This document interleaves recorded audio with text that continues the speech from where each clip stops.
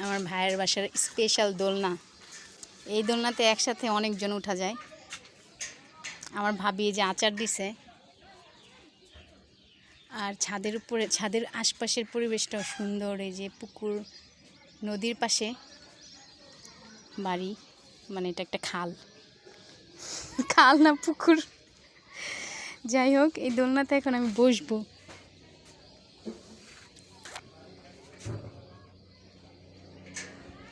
তারপর আরও একটি সুন্দর জিনিস দেখাই, ছাদের উপরে চুলার ব্যবস্থা আছে রান্না করে খাওয়ার জন্য।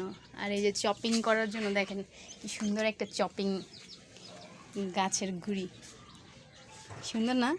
এখানে কিন্তু খুব সুন্দরভাবে রান্নার ভিডিও করা যাবে চাইলে।